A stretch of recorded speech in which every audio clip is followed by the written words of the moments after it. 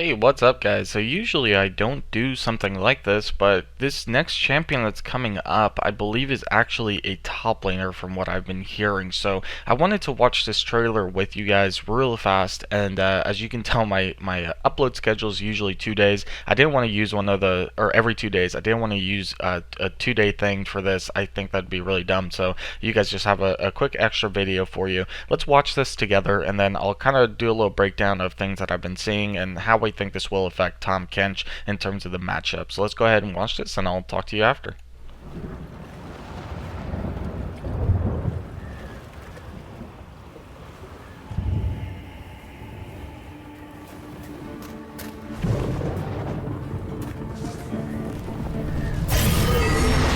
Scissors, needles, thread.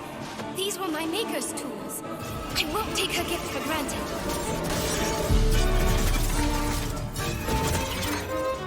What a strange, wonderful world. I must make sure it stays that way.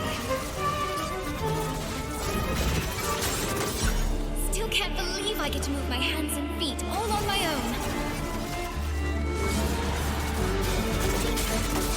No time to rest. Another down. I'm getting good. What happens next? I get to decide.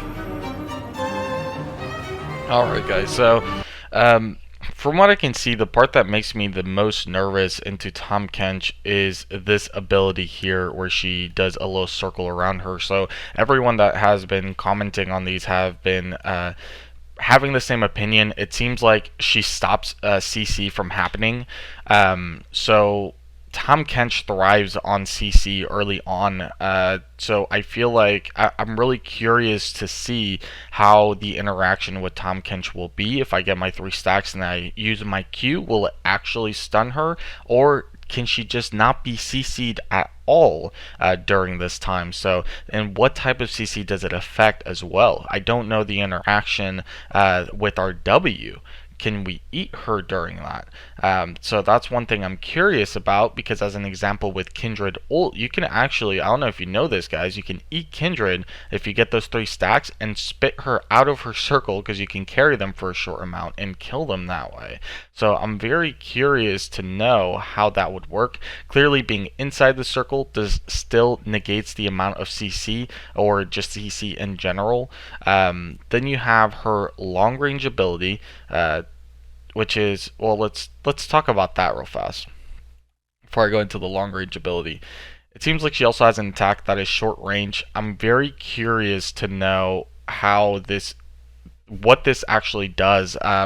Part of me for some reason, believes that this could actually do some sort of true damage. I don't know why. I mean, the way Ryan has been doing champions, it worries me that that could be possible, but that's something I'm gonna have to see. This one, I think it's the simplest ability, which simply looks like some sort of just some sort of attack. But I mean, look at the range on that. That it starts here, but I'm wondering if that ability is stationary.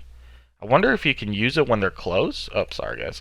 I'm wondering if you can use this when they're close, and the ability keeps going. Even, you stay rooted during that time that you're using that ability, and it keeps doing damage as they walk away. But yeah, you see that completely. Whoa, hold up.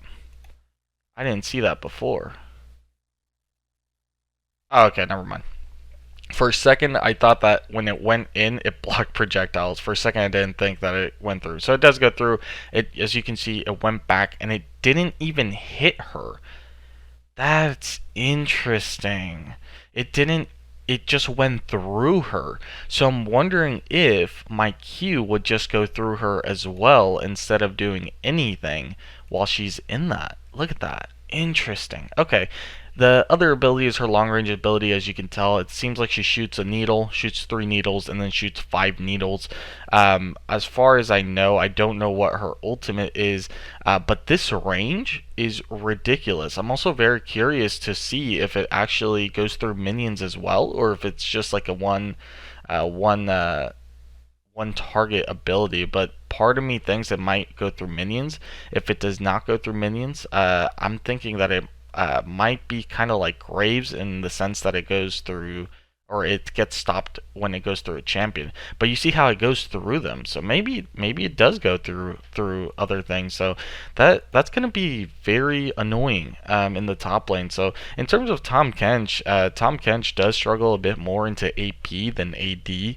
Obviously, he does have a huge huge armor at level 1, but his AP or magic resistance it's kind of low, so usually I go double magic resistance runes, and by the time I do that, my armor and my magic resistance are about the same. So I'm very curious to know the interaction. I also see she has some dashes, so she's a very mobile champion.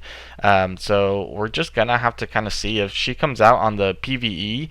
This is up to you guys. Do you guys want me to go into the PVE, try and lane against her, and see how that goes? I would kind of be curious about it.